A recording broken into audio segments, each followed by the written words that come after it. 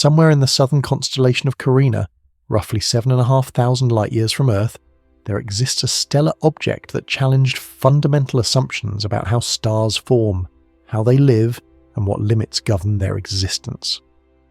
This object, catalogued as Eta Carinae, has been observed by human astronomers for centuries, though its true nature remained obscure until remarkably recently. And even now, after decades of intensive study using every available wavelength of electromagnetic radiation, significant aspects of its behaviour continue to resist straightforward explanation.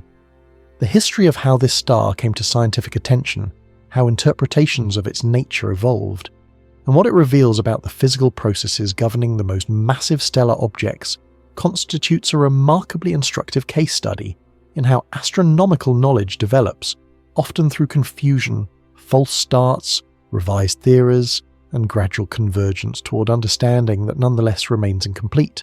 The earliest recorded observations of Eta Carinae as a distinct stellar object date to the late 16th and early 17th centuries, when European navigators and astronomers began systematically cataloguing the southern skies that remained invisible from Mediterranean latitudes. Edmund Halley, during his stay on the island of St Helena between 1677 and 1678, compiled a catalogue of southern stars and noted the object's position, recording it as a star of approximately 4th magnitude, meaning it was visible to the naked eye but not particularly prominent. This observation established a baseline for understanding subsequent changes, though Halley himself could not have anticipated that he was documenting an object fundamentally different from ordinary stars. Throughout the 18th century, various observers noted the star's brightness without remarking on anything unusual, which in retrospect suggests relative stability during this period, though the sparse and inconsistent nature of historical observations makes definitive conclusions difficult.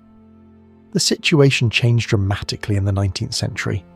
Beginning around 1837, astronomers at the Cape of Good Hope Observatory noted that Eta Carinae was brightening substantially, and over the following years it continued to increase in luminosity until, by April 1843, it had become the second brightest star in the entire night sky, exceeded only by Sirius. This was an extraordinary transformation for an object that had previously attracted no particular attention. John Herschel, working at the Cape during this period, documented the brightening and recognised that something remarkable was occurring, though the physical explanation remained entirely mysterious. The star maintained exceptional brightness for roughly a decade before fading, eventually declining below naked eye visibility by 1868, where it remained for more than a century. This pattern of dramatic brightening, followed by prolonged fading, did not match any stellar behaviour known at the time, and various explanations were proposed, none of them satisfactory. Understanding why 19th century astronomers struggled to explain Eta Carinae's behaviour requires appreciating how limited stellar astrophysics was during this period.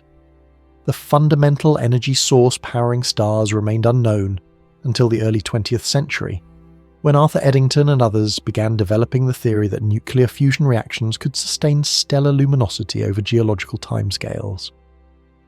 Without knowledge of nuclear physics, earlier astronomers could only speculate about what caused stars to shine, with theories ranging from gravitational contraction to chemical combustion, none of which could adequately explain the observed properties of stars or their lifetimes. The concept of stellar evolution was essentially non-existent. Stars were generally assumed to be static objects that had existed more or less unchanged since their creation. Against this background, the dramatic variability of Eta Carinae appeared as an anomaly that resisted integration into any coherent theoretical framework. The development of spectroscopy in the mid-19th century provided new tools for investigating stellar phenomena, and observations of Eta Carinae revealed emission lines characteristic of hot gas, suggesting that the star was surrounded by an expanding shell or nebula. However, the physical interpretation of these spectroscopic signatures required theoretical foundations that did not yet exist. The nature of ionized gas, the physics of radiation transfer through extended atmospheres, the mechanisms by which stars could eject material into their surroundings, all of these remained obscure. Consequently, Eta Carinae was classified as a peculiar variable star, noted as exceptional without being explained. The 20th century brought conceptual revolutions that eventually made Eta Carinae's behaviour comprehensible, though full understanding emerged only gradually. The development of nuclear astrophysics, beginning with Eddington's work in the 1920s and culminating in Hans Bethe's detailed calculations of stellar energy generation in 1938, established that stars convert hydrogen to helium through fusion reactions in their cores, releasing energy that supports the star against gravitational collapse and produces the radiation that escapes from the stellar surface. This framework explained why stars shine and provided a basis for understanding how they evolve as their nuclear fuel is consumed. Equally important was the development of the Hertzsprung-Russell diagram, which organised stars according to their luminosities and surface temperatures, revealing patterns that reflected underlying physical processes. Most stars occupy a diagonal band called the main sequence, where hydrogen fusion in the core determines their properties. More massive stars are more luminous and hotter, while less massive stars are fainter and cooler. This relationship between mass and luminosity proved central to understanding stellar structure, as the balance between radiation pressure pushing outward and gravity pulling inward depends sensitively on stellar mass. For Eta Carinae, the crucial insight was recognizing that extremely massive stars face a fundamental physical constraint that limits their stability. This constraint, known as the Eddington limit or Eddington luminosity, arises from the interaction between radiation and matter in stellar interiors and atmospheres. Arthur Eddington himself derived this relationship in the 1920s, showing that as stellar luminosity increases, the outward pressure exerted by radiation on the surrounding gas also increases, and at sufficiently high luminosities, radiation pressure exceeds gravitational attraction, causing material to be expelled from the star. The Eddington luminosity depends on stellar mass, so more massive stars can sustain higher luminosities before reaching this limit, but the relationship between mass and luminosity means that the most massive stars approach or exceed the Eddington limit during certain phases of their evolution. The implications for stellar formation and evolution are profound. If stars attempt to form with masses significantly exceeding certain thresholds, the radiation they produce during formation should disrupt the surrounding gas and prevent further accretion, potentially setting an upper limit on stellar masses. Similarly, if evolved massive stars exceed the Eddington luminosity, they should experience episodes of mass loss that strip away their outer layers, potentially preventing the star from maintaining its structure. These theoretical considerations suggested that stars above approximately 100 solar masses might be impossible, or at least extremely rare and short-lived, raising questions about whether Eta Carinae violated these limits, and, if so, how.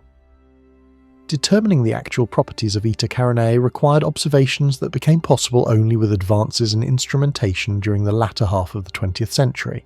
The star had remained faint at optical wavelengths after its 19th century decline, but when infrared detectors became available for astronomical observations in the 1960s and 1970s, researchers discovered that Eta Carinae was extraordinarily bright in the infrared portion of the spectrum. This observation indicated that the visible light from the central star was being absorbed by surrounding dust and re-emitted at longer wavelengths, so the total energy output was far greater than optical observations alone suggested. When infrared luminosity was included, Eta Carinae emerged as one of the most luminous objects in the entire Milky Way galaxy, with a total luminosity approximately 5 million times that of the Sun. This extraordinary luminosity immediately raised the question of stellar mass. The relationship between mass and luminosity for main sequence stars suggested that Eta Carinae must contain somewhere between 100 and 200 solar masses, depending on the assumptions used in the calculation. Such masses substantially exceeded theoretical predictions for the maximum possible stellar mass, creating a genuine puzzle for stellar astrophysics. Either the theoretical limits were incorrect, or Eta Carinae was somehow exceptional, or the mass estimates were flawed. Resolving this issue required decades of additional observation and modelling. One complication in understanding Eta Carinae is the presence of the Homunculus Nebula, a bipolar structure of gas and dust surrounding the star that was ejected during the Great Eruption of the 1840s. This nebula, which gives the object its distinctive appearance in modern images, contains approximately 10 to 20 solar masses of material, demonstrating that Eta Carinae has shed enormous quantities of mass in historically recent times.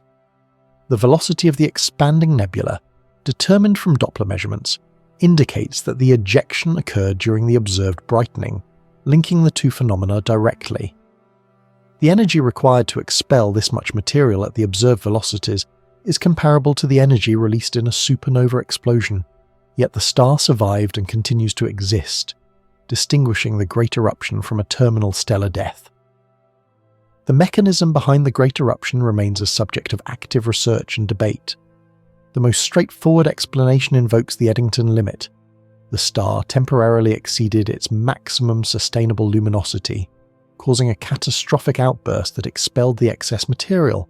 However, detailed models of this process face significant difficulties in reproducing the observed properties of the eruption, including the amount of mass ejected, the velocity distribution of the material, and the duration of the event.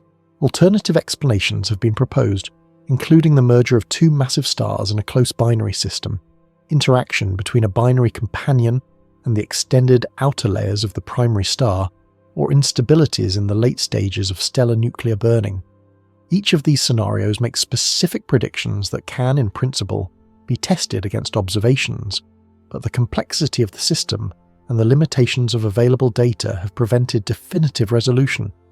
The discovery that Eta Carinae is a binary system added crucial new information, while simultaneously increasing the complexity of any physical model.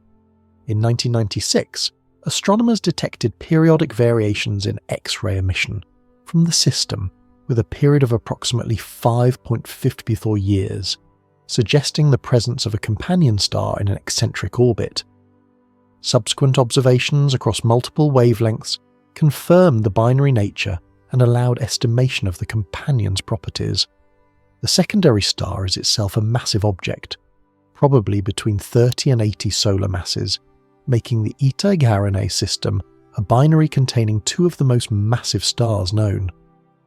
The orbital eccentricity is extreme, approximately 0.9, meaning the separation between the two stars varies enormously, from over 30 astronomical units at apastron to less than 2 astronomical units at periastron.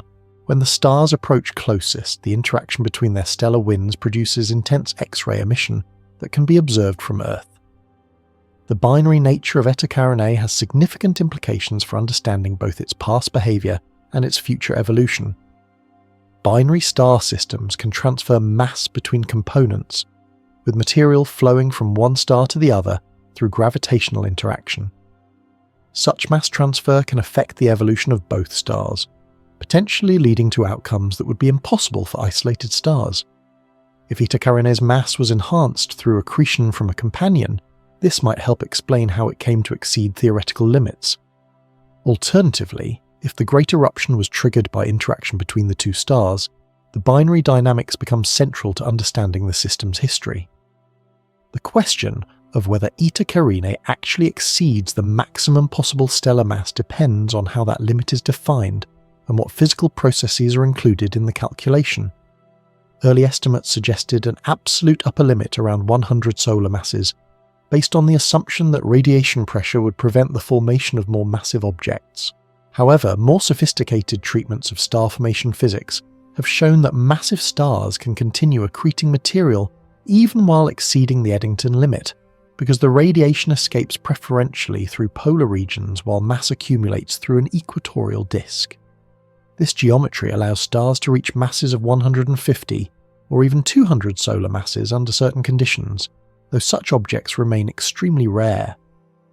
The Arches cluster near the centre of the Milky Way galaxy and the R136 cluster in the Large Magellanic Cloud both contain stars with estimated masses exceeding 100 solar masses, demonstrating that such objects can form and exist at least briefly.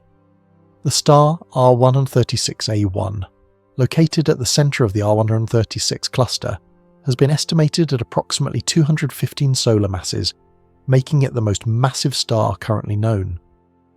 These observations confirm that the upper mass limit for stars is higher than originally calculated, though the exact value remains uncertain and may depend on metallicity, the initial conditions of star formation, and other factors that vary between different stellar environments. For Eta Carinae specifically, current mass estimates place the primary star at approximately 100 to 120 solar masses, with the secondary at 30 to 80 solar masses.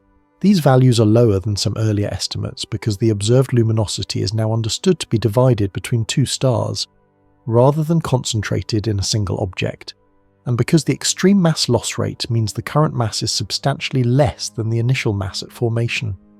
If Eta Carinae has lost 20 solar masses or more in the Great Eruption alone, an additional mass through continuous stellar winds over millions of years, its birth mass could have been 150 solar masses or higher, placing it among the most massive stars ever formed. The physics of stellar winds from massive stars deserves detailed examination because it governs much of Eta Carinae's behaviour. All stars lose mass through stellar winds, streams of particles accelerated outward from the stellar surface by various mechanisms. For low-mass stars like the Sun, the stellar wind is driven by thermal pressure in the corona and carries away a negligible fraction of the star's total mass over its lifetime. For massive stars, however, the situation is entirely different. The intense radiation field at the surface of a hot, luminous star exerts pressure on ions in the stellar atmosphere, and certain spectral lines can absorb enough momentum from the radiation to accelerate material to escape velocity. This mechanism, called line-driven wind, can produce mass loss rates millions of times greater than the solar wind, with significant consequences for stellar evolution. Eta Carinae's mass loss rate is among the highest known for any star, estimated at approximately 1,000th of a solar mass per year during periods of enhanced activity. At this rate, the star would lose one solar mass every 1,000 years, or about 100 solar masses over the remaining lifetime of a massive evolved star. Such extreme mass loss fundamentally alters the star's structure and evolution, stripping away the hydrogen-rich outer layers to expose the helium core beneath, potentially producing a Wolf-Rayet star and eventually a supernova. The interplay between mass loss, luminosity, and internal structure creates a complex feedback system that determines the star's fate. The structure of massive stars differs qualitatively from that of lower mass stars like the Sun. In the Sun, energy is transported from the core to the surface through a combination of radiation in the inner regions and convection in the outer layers, with the transition occurring at about 70% of the radius. In massive stars, the intense radiation field makes radiative transport efficient throughout most of the interior, but the core is convective due to the steep temperature gradient created by nuclear burning. This convective core mixes fresh hydrogen fuel into the burning region and transports helium ash outward, affecting how the star evolves as it consumes its nuclear fuel. The nuclear reactions in massive stellar cores also differ from those in the Sun. While the Sun burns hydrogen primarily through the proton-proton chain, massive stars rely mainly on the CNO cycle, which uses carbon, nitrogen, and oxygen nuclei as catalysts to convert hydrogen to helium. The CNO cycle has a much steeper temperature dependence than the proton-proton chain, meaning that small increases in temperature produce large increases in energy generation rate. This sensitivity creates the convective instability in the core, and leads to a core structure that differs fundamentally from that of solar-type stars. As massive stars exhaust their core hydrogen, they evolve away from the main sequence, expanding and cooling as they develop hydrogen-burning shells around the helium core. Eventually, the core becomes hot enough to ignite helium fusion, producing carbon and oxygen through the triple alpha process. This process requires 3 helium nuclei to combine into carbon, with a brief intermediate state involving beryllium-8, a highly unstable isotope that decays in a tiny fraction of a second. The triple alpha reaction has an even steeper temperature dependence than the CNO cycle, making it extremely sensitive to core conditions. The subsequent evolution of massive stars involves a sequence of nuclear burning stages, each shorter than the previous one and each producing heavier elements. After helium burning produces carbon and oxygen, carbon burning produces neon, magnesium, and other elements. Neon burning produces oxygen and magnesium. Oxygen burning produces silicon and sulfur, and silicon burning produces iron group elements. Each stage releases less energy per unit mass than the previous one. while the neutrino losses from the core increase dramatically with temperature, so the star consumes fuel at an accelerating rate. A star that burns hydrogen for millions of years may burn silicon for only a few days before exhausting its nuclear fuel. The endpoint of nuclear burning in massive stars is the formation of an iron core, which cannot release energy through fusion because iron has the highest binding energy per nucleon of any element. Once the core becomes primarily iron, no nuclear reactions can prevent gravitational collapse, and the star's life ends in a catastrophic implosion that typically produces a supernova explosion. The details of this process remain subjects of intensive research, as simulations of core collapse supernovae have historically struggled to produce successful explosions that match observed supernova properties. Recent three-dimensional simulations incorporating detailed neutrino transport and convective instabilities have achieved more realistic explosions, but significant uncertainties remain.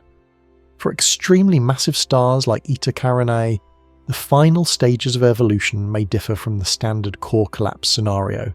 If the mass of the star at the time of core collapse exceeds certain thresholds, the explosion may fail, with most of the stellar material falling back onto the collapsed core to form a black hole. This scenario, called a failed supernova, would produce little or no visible transient, potentially explaining why some massive stars appear to vanish without observed explosions. Alternatively, extremely massive stars may undergo pair instability supernovae, a different explosion mechanism that occurs when gamma rays in the core have enough energy to produce electron-positron pairs, reducing radiation pressure and triggering runaway collapse and explosive oxygen burning. Pair instability supernovae can completely disrupt the star, leaving no remnant, and are expected to produce distinctive nucleosynthetic signatures that might be identifiable in the oldest stars in the universe. The question of which fate awaits Eta Carinae depends on its mass at the time of core collapse, which in turn depends on how much additional mass it loses through stellar winds and episodic eruptions before its core finishes evolving. Current models suggest that Eta Carinae has already lost enough mass to avoid a pair instability supernova, which requires a helium core above approximately 60 solar masses, but the uncertainties in mass loss rates and stellar evolution models make this prediction tentative. The star will almost certainly explode as a supernova within the next few 100,000 years, and possibly much sooner, but whether the explosion will be visible from Earth depends on the geometry of the explosion and the intervening material. The Great Eruption of the 1840s provides a natural experiment for understanding extreme mass loss events. By studying the Homunculus Nebula in detail, astronomers can reconstruct the dynamics of the eruption and constrain models of the underlying physics. The nebula has been observed across the electromagnetic spectrum, from radio waves through infrared, optical, ultraviolet, and X-rays, revealing its three-dimensional structure and chemical composition. The bipolar shape indicates that the eruption was not spherically symmetric, but was channeled into two opposing lobes, probably by the rotation of the star or the influence of the binary companion. The expansion velocity varies with position, fastest along the polar axis and slower near the equatorial plane, suggesting a velocity field that was imprinted during the ejection itself. The chemical composition of the Homunculus Nebula reflects the material that was ejected, which came from the outer layers of the star where hydrogen had not yet been converted to helium. However, some regions of the nebula show enhanced nitrogen abundances, indicating that cyano-processed material from deeper layers was mixed into the ejector. This mixing might have occurred through convection in the stellar envelope, through hydrodynamic instabilities during the eruption, or through some other mechanism. The details of how such mixing occurs remain important questions for understanding massive stellar evolution. Light echoes from the Great Eruption have provided a remarkable opportunity to observe the event as it appeared in the 19th century, more than 170 years after the fact. Light from the eruption that travelled away from Earth was reflected by interstellar dust clouds, and is only now reaching Earth after the longer path. By identifying these reflected light echoes, astronomers have been able to obtain spectra of the eruption itself, revealing its temperature, velocity structure, and chemical composition as they were during the event. These observations have confirmed that the eruption resembled an extremely luminous supernova in many respects, though the star survived and have provided constraints on the physical mechanism that cannot be obtained from the modern system alone. The survival of Eta Carinae after the Great Eruption distinguishes it from true supernovae and places it in a category of events called supernova imposters or giant eruptions. Several other examples of such events have been observed in external galaxies with similar properties: extreme luminosity approaching or exceeding supernova levels, substantial mass ejection, and survival of the progenitor star. The archetype of this class is SN 1961 on VEF in NGC 1058, which was originally classified as a supernova, but is now believed to have been a non-terminal eruption of an extremely massive star. Other examples include SN 2009 IP, which underwent multiple outbursts before possibly exploding as a genuine supernova in 2012, though even this interpretation remains debated. The relationship between giant eruptions and true supernova is an active area of research, with implications for understanding the final stages of massive stellar evolution. The role of binary companions in triggering or modifying giant eruptions has become increasingly important in theoretical models. In the case of Eta Carinae, the preastron passage of the companion star brings it close enough to interact gravitationally with the outer layers of the primary, potentially triggering instabilities that lead to mass ejection. Some models propose that the Great Eruption was caused by the companion plunging through the extended atmosphere of the primary star during an unusually close passage, depositing energy and angular momentum that disrupted the outer layers. Other models invoke mass transfer from the primary to the secondary, with the rejected material forming the Homunculus Nebula. Distinguishing between these scenarios requires detailed comparison with observations, including the orbital properties, the chemical composition of the ejector, and the timing of subsequent variability. The X-ray emission from Eta Carinae provides a powerful diagnostic of the binary interaction. When the two stellar winds collide, they form a bow shock where the gas is heated to temperatures of tens of millions of degrees, producing X-rays. The geometry of this shock depends on the balance between the two winds, which determines where the boundary lies between material from each star. At periastron, the stars are close enough that the X-ray emission is expected to increase dramatically, but observations have shown that instead the X-rays drop precipitously during a brief interval around closest approach. This X-ray minimum has been interpreted as the result of eclipse, with the primary star's extended wind blocking the view of the shock region, or alternatively as a collapse of the shock structure when the secondary's wind is overwhelmed by the denser primary wind at small separations. Ongoing monitoring of the X-ray variability provides tests of these models and constrains the wind properties of both stars. The ultraviolet spectrum of Eta Carinae has revealed evidence for extremely high-velocity material, with absorption features indicating outflow speeds exceeding 1,000 km per second. These velocities are much higher than the bulk expansion of the Homunculus Nebula, and suggest that the current stellar wind has a fast component distinct from the slower material ejected in the Great Eruption. The origin of this high-velocity wind may involve acceleration by the intense radiation field, or interaction between the winds of the two binary components. Understanding the velocity structure of the outflow is important for predicting how the circumstellar material will evolve and how it will affect the eventual supernova. The distance to Eta Carinae has been a subject of debate, with different methods yielding somewhat discrepant values. The expansion parallax method compares the angular rate of expansion of the Homunculus Nebula with the velocity determined from Doppler shifts, allowing the distance to be calculated geometrically. This method yields a distance of approximately 7,500 light-years, consistent with the star's location in the Carina spiral arm of the Milky Way. Other methods, including association with the Trumpler 16 stellar cluster, yield similar values, though with uncertainties of 10 to 20%. The distance affects all derived quantities, including luminosity and mass, so precise distance measurements are essential for accurate characterization of the system. The interstellar medium along the line of sight to Eta Carinae produces significant extinction, absorbing and scattering a substantial fraction of the emitted light before it reaches Earth. Correcting for this extinction is necessary to determine the intrinsic luminosity, but the amount of extinction depends on the assumed properties of interstellar dust, which are themselves uncertain.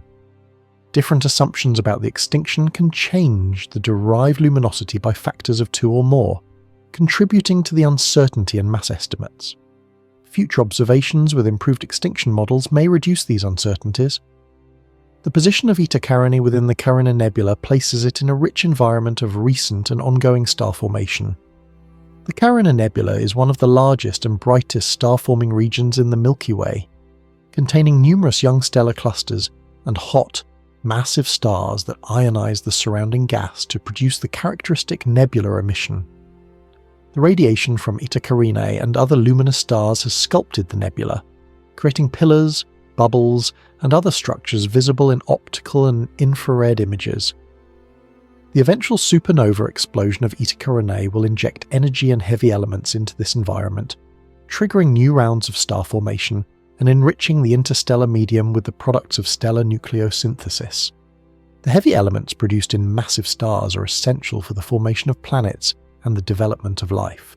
Elements heavier than helium, which astronomers collectively refer to as metals, are produced almost exclusively in stars, with different elements arising from different nuclear processes. The CNO elements produced during hydrogen burning, the carbon and oxygen from helium burning, the silicon and sulfur from later burning stages, and the iron group elements from the final moments of stellar evolution all contribute to the chemical inventory of the interstellar medium. Supernova explosions disperse these elements into space, where they are incorporated into new generations of stars and planets. The Earth's iron core, the oxygen we breathe, the carbon in our bodies, all of these originated in massive stars that lived and died billions of years ago. Neutron-rich elements beyond iron, including gold, platinum, and uranium, are produced through rapid neutron capture processes that require extreme conditions. Core collapse supernovae have long been considered possible sites for this R-process nucleosynthesis, though recent observations of neutron star mergers have demonstrated that these events are also major contributors. The relative importance of different sites for R-process production remains an active research question, with implications for understanding the chemical evolution of galaxies and the origin of the heaviest elements. The study of Eta Carinae has driven advances in observational techniques and instrumentation. The need to resolve the central stellar system from the surrounding nebula has motivated the development of high-resolution imaging capabilities, including adaptive optic systems that correct for atmospheric distortion. Interferometric observations combining multiple telescopes have achieved angular resolution sufficient to detect the binary companion and map the inner regions of the wind interaction zone. Spectropolarimetric observations, which measure both the spectrum and the polarization of light, have revealed asymmetries in the wind structure that are invisible in ordinary spectroscopy. These techniques, developed in part for studying Eta Carinae, have found applications across stellar astrophysics. Theoretical modelling of Eta Carinae has required advances in computational methods and physical understanding. Simulating the stellar wind, the binary interaction, the shock structure, and the radiative transfer through the complex geometry demands sophisticated numerical codes that solve the equations of hydrodynamics, radiation transport, and atomic physics simultaneously. Such simulations are computationally intensive, requiring supercomputer resources, but they provide predictions that can be compared with observations to test physical models. The interplay between theory and observation has been productive, with each informing and challenging the other. The broader population of luminous blue variables, the class of stars to which Eta Carinae belongs, has become recognized as a significant phase in massive stellar evolution. Luminous blue variables are characterized by irregular variability, high mass loss rates, and evidence for past eruptions, all properties exemplified by Eta Carinae. They appear to represent a transitional stage between main sequence O-type stars and Wolf-Rayet stars, during which the star sheds most of its hydrogen envelope. The physical mechanism driving the luminous blue variable instability remains debated, with proposed explanations including proximity to the Eddington limit, opacity-driven envelope instabilities, strange mode pulsations, and binary interactions.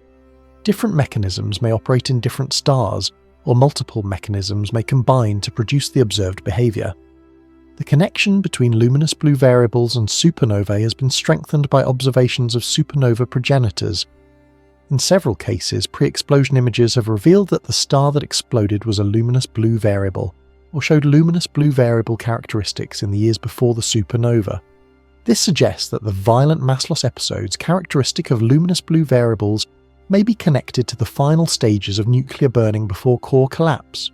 Theoretical models have proposed that instabilities in the advanced burning stages could trigger eruptions visible at the stellar surface, providing potential warning signs of imminent explosion. If such instabilities are indeed predictive, monitoring known luminous blue variables could allow astronomers to anticipate supernova before they occur. The historical record of Eta Carinae's variability, though incomplete, provides context for understanding its current behaviour. Observations from the 17th through 19th centuries document the star's brightness at various times, showing a general stability before the 1830s, the dramatic increase culminating in the 1843 maximum and the subsequent decline. Since the late 20th century, the star has been brightening again at optical wavelengths, rising from about 8th magnitude in the 1940s to about 4th magnitude today. This brightening does not reflect an increase in intrinsic luminosity, but rather a clearing of the dust in the Homunculus Nebula, which allows more of the central star's light to escape. As the nebula expands and thins, more direct light reaches Earth, and this trend is expected to continue. The potential future visibility of Eta Carinae as a supernova has been a subject of public interest as well as scientific investigation. If the star were to explode today, it would produce a brilliant spectacle visible in the daytime, possibly as bright as the full moon, persisting for weeks or months.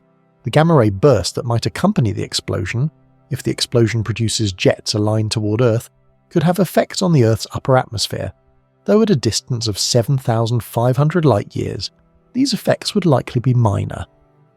The probability of the explosion occurring in any given human lifetime is low but not negligible, as the star is clearly in an advanced evolutionary state with limited remaining time. The scientific study of Eta Carinae exemplifies how understanding develops through the accumulation of evidence from multiple sources and the gradual refinement of theoretical models. Initial observations posed puzzles that could not be solved with contemporary knowledge.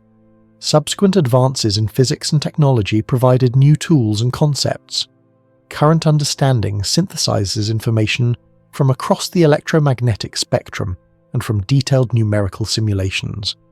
Yet significant questions remain unanswered, including the precise mass of each star, the mechanism behind the Great Eruption, the role of the binary companion in triggering instabilities, and the evolutionary path toward eventual supernova.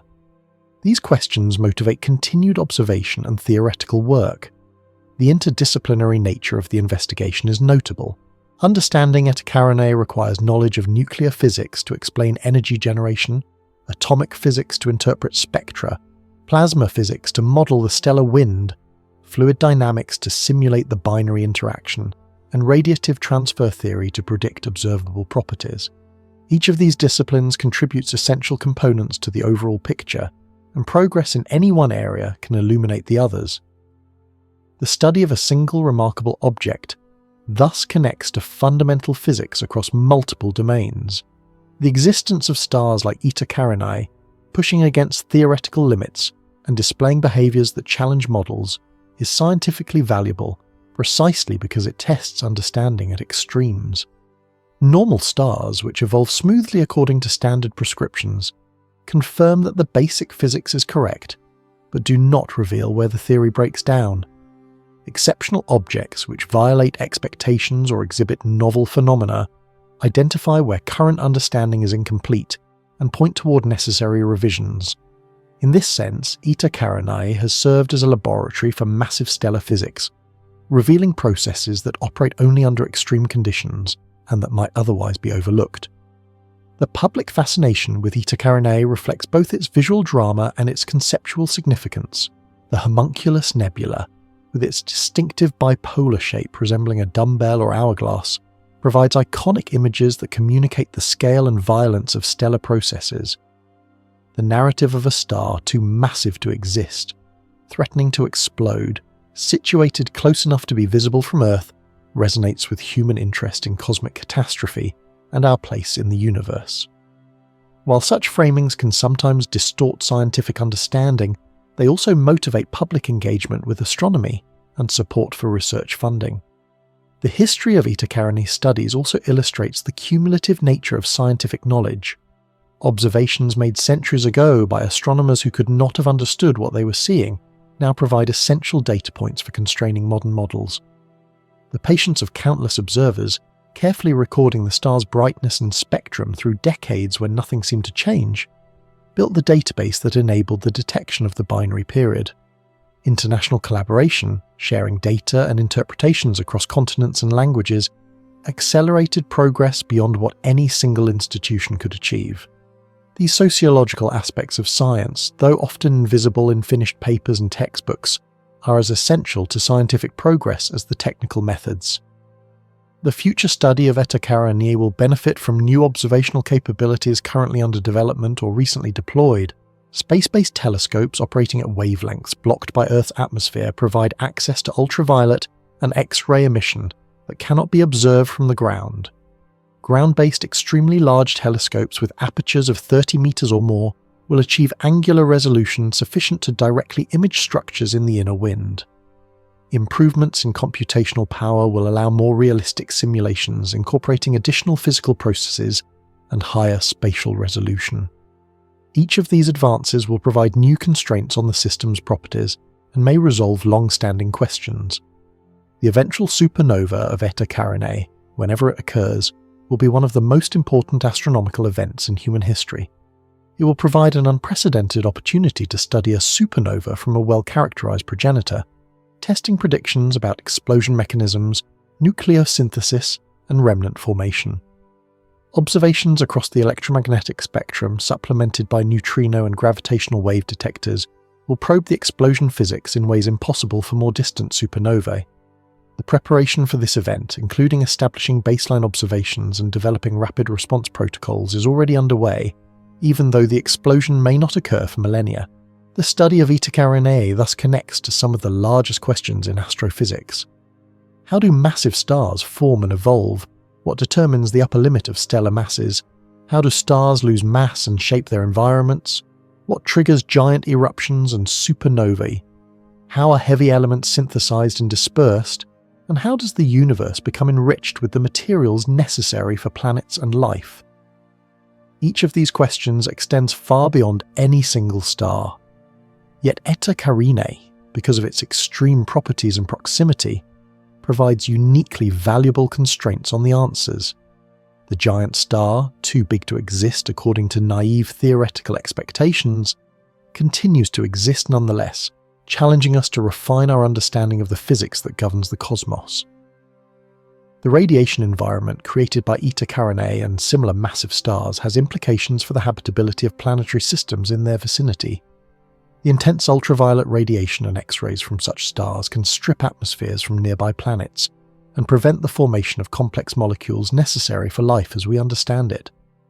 The stellar winds carry material outward at high velocities, sweeping through surrounding space and potentially delivering shocks to any planetary bodies in the way.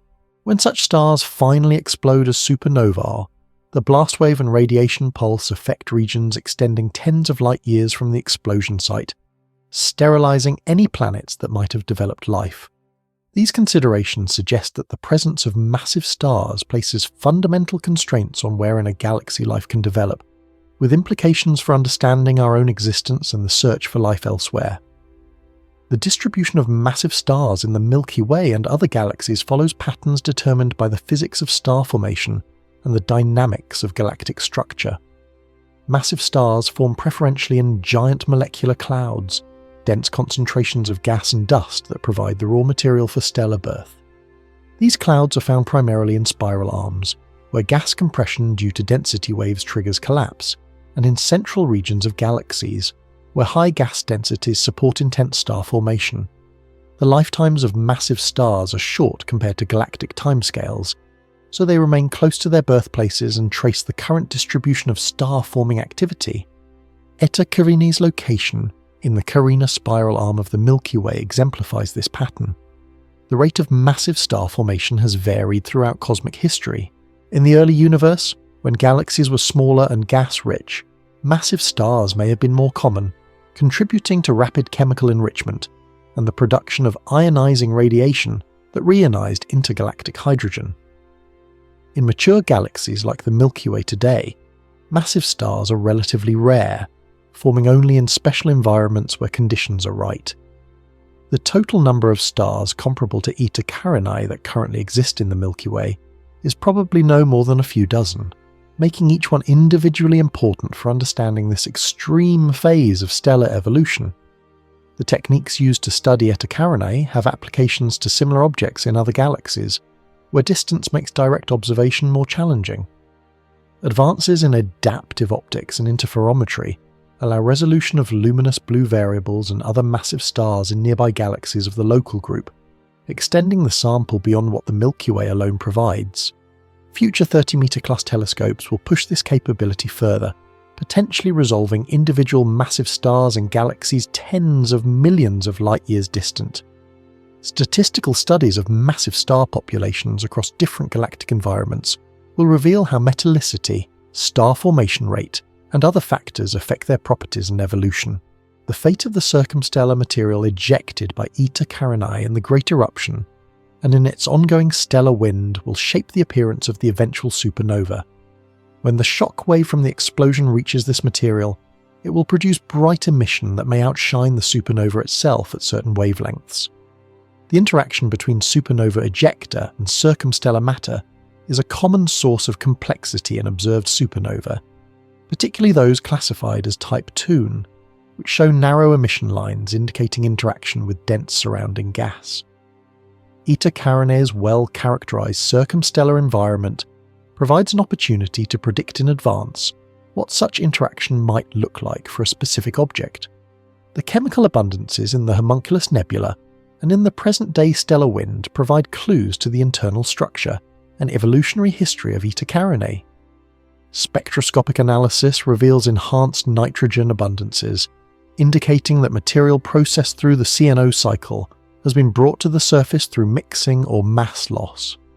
The relative abundances of carbon, nitrogen, and oxygen can constrain the depth from which the ejected material originated and the extent to which nuclear burning has modified the stellar composition. Comparing observed abundances with theoretical predictions tests models of massive stellar evolution and identifies where improvements are needed. The rotational velocity of Eta Carinae may influence its structure and evolution in important ways. Rapidly rotating massive stars can develop different internal structures than slowly rotating ones, with implications for mixing, mass loss, and the eventual supernova. The interaction between rotation and stellar winds can produce asymmetric mass loss, potentially explaining the bipolar geometry of the Homunculus Nebula. Observational constraints on Eta Carinae's rotation are difficult to obtain because the star is obscured by circumstellar material, but spectroscopic measurements of line broadening and spectropolarimetric studies of wind asymmetry provide indirect evidence. Theoretical models of rotating massive stars make specific predictions that can be tested as observational techniques improve. The magnetic fields of massive stars represent another poorly understood aspect of their physics. Some massive stars show strong organized magnetic fields that affect their winds and circumstellar environments, while others appear essentially non-magnetic. The origin of magnetic fields in massive stars, whether inherited from the molecular cloud at birth or generated through dynamo processes, remains debated. For Eta Carinae specifically, there is no direct detection of a magnetic field, but the organization of the circumstellar material and the wind structure suggest that magnetic effects may play a role. Future polarimetric observations and more sensitive magnetic field measurements may clarify this issue. The comparison of Eta Carinae with other luminous blue variables in the Milky Way and other galaxies illuminates both the common features of this evolutionary phase and the diversity within the class. Piscini, in the constellation of the Swan, experienced a major eruption in the 17th century that resembles the Great Eruption of Eta Carinae in some respects, though at lower luminosity and energy. Eta Carinae, in the southern sky, is surrounded by a nebula that testifies to past eruptions, though no historical observations of these events exist.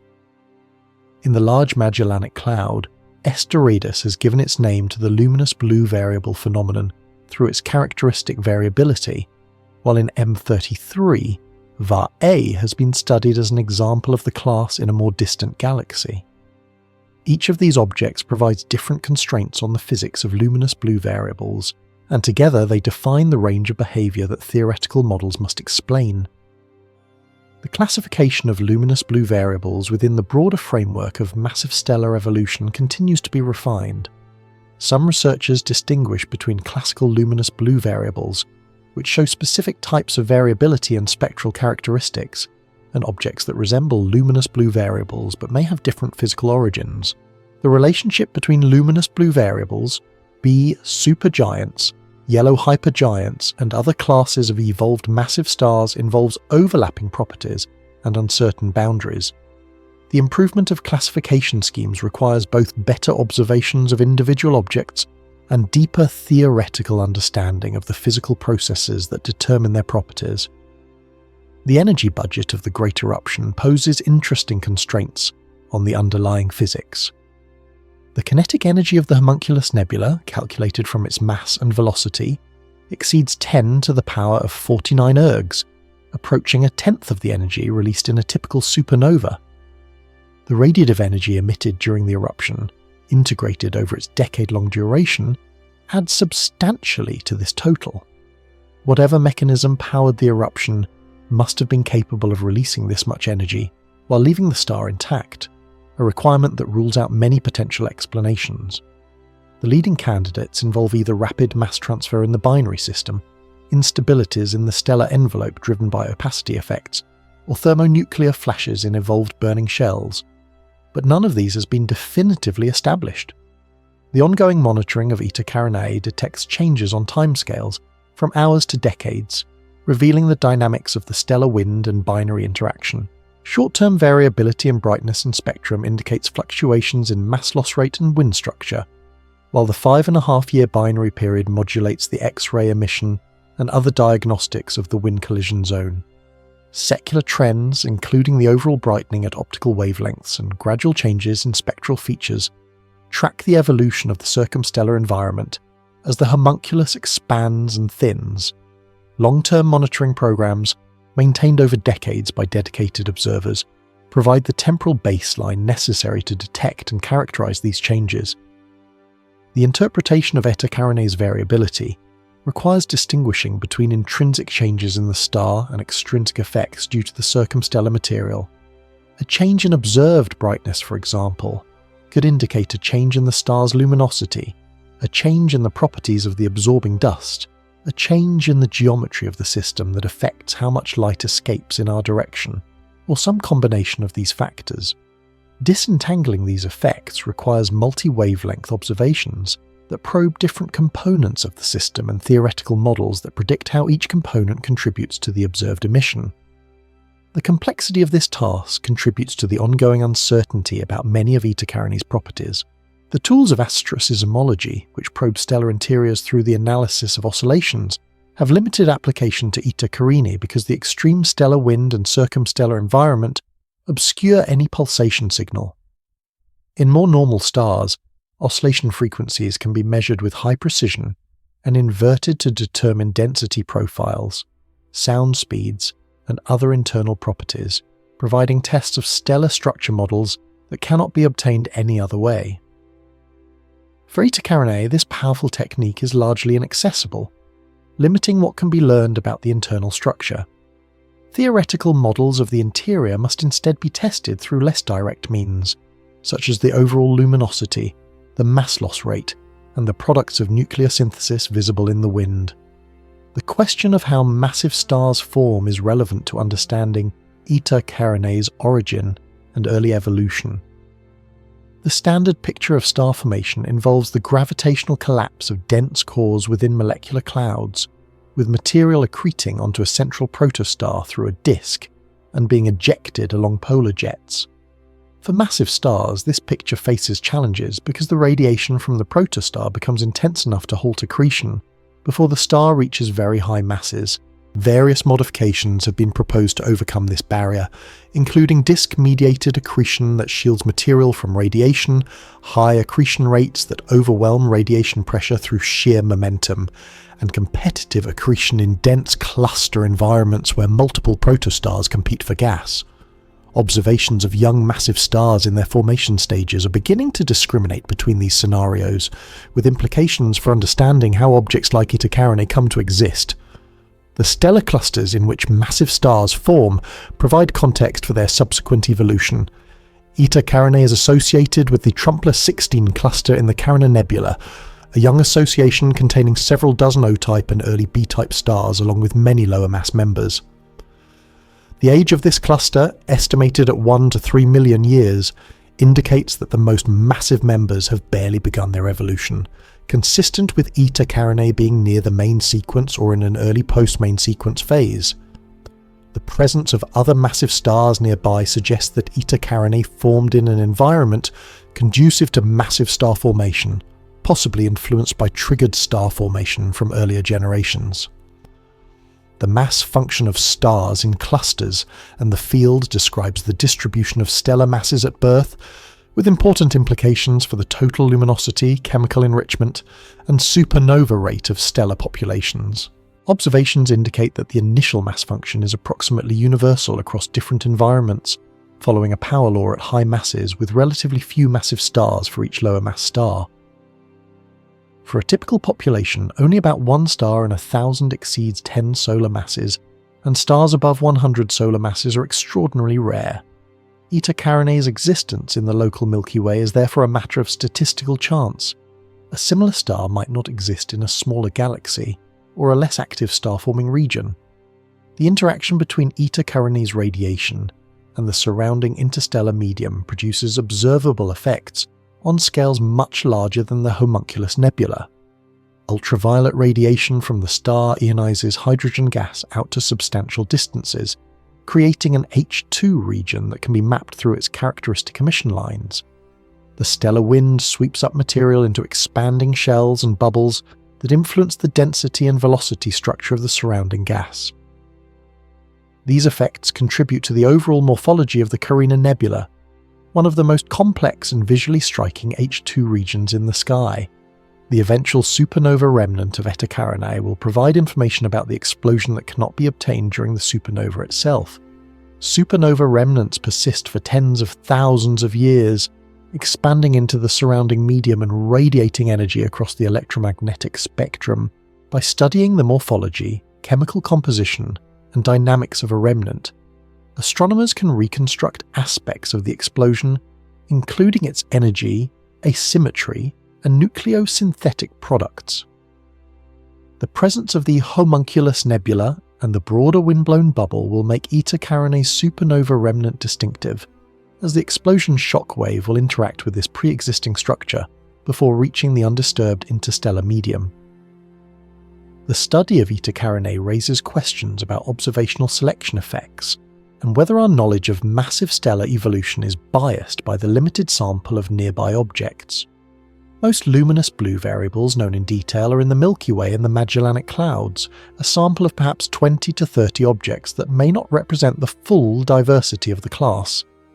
Luminous blue variables in more distant galaxies are identified primarily through their variability or their association with nebulae, potentially missing objects that do not show these characteristics. As observational capabilities improve and surveys become more complete, the census of luminous blue variables will expand, revealing how representative Eta Carinae is within this population. The theoretical prediction that massive stars cannot exceed certain mass limits has been repeatedly revised as observations have revealed more massive objects. The current understanding that stars up to about 200 to 300 solar masses can form under favourable conditions represents a substantial increase from earlier estimates, and may itself be revised as additional examples are discovered. The physics governing the maximum mass involves the interplay of radiation pressure, gravity, accretion dynamics, and feedback, with different factors dominating in different environments. The existence of Eta Carinae near or above former theoretical limits drove reconsideration of these limits, and motivated more sophisticated modelling of massive star formation. The binary nature of Eta Carinae introduces considerations that would be absent for an isolated star. The gravitational interaction between the two stars affects the orbits, potentially inducing precession or orbital decay depending on mass loss and tidal effects. Mass transfer between the components, whether through Roche-Lobe overflow or wind accretion, can change the mass ratio and alter the evolution of both stars. The collision of stellar winds produces the X-ray emission that serves as a key diagnostic of the system, with properties that depend on the wind momenta, velocities, and orbital separation. Predicting the future evolution of the system requires tracking all of these effects through time, a task that demands coupled binary and stellar evolution models. The occurrence of similar giant eruptions in other massive stars, both historical and predicted future events, suggests that this phenomenon is a normal, if rare, part of massive stellar evolution, rather than unique to Eta Carinae. The rate of giant eruptions in the Milky Way is uncertain, but may be on the order of a 1 per century, implying that many such events have occurred historically, without being observed or recognised. Archival searches through historical records have identified possible candidates, though the sparseness and inconsistency of pre-modern observations makes firm identifications difficult. Future surveys designed to detect transient events will likely discover giant eruptions in external galaxies, building a sample that can constrain eruption rates and properties. The implications of Eta Carinae for understanding cosmic chemical evolution connect this individual object to the large-scale history of the universe. The heavy elements synthesized in massive stars and dispersed by supernovae and stellar winds become incorporated into subsequent generations of stars and planets. The metallicity of interstellar gas increases over time as more generations of massive stars complete their lives, with corresponding effects on star formation, cooling, and opacity that influence how later stellar populations evolve.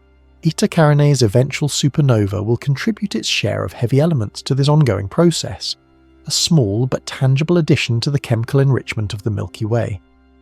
The scientific legacy of Eta Carinae extends beyond its individual properties to the methods and insights it has generated.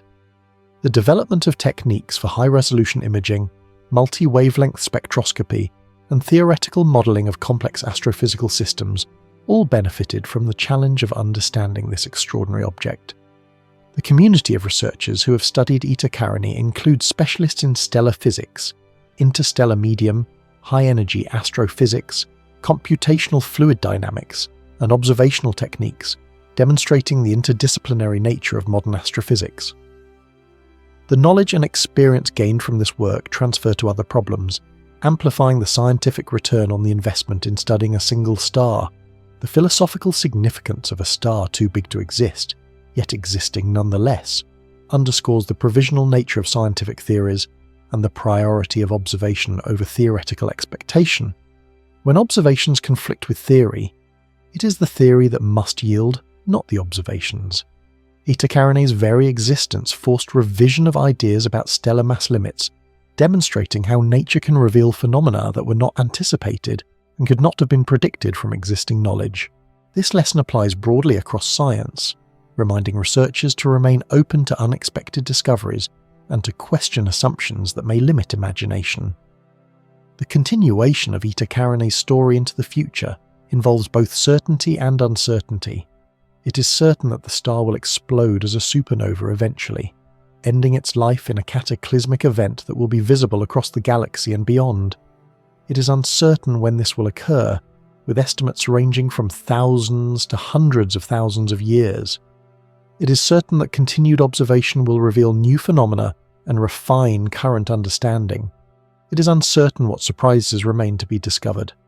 The giant star, too big to exist according to the theories of a century ago, continues to burn, to lose mass, to interact with its companion, and to prepare for its final moments, a cosmic laboratory that will reward study as long as it endures, and that will provide unique scientific opportunities when it finally explodes.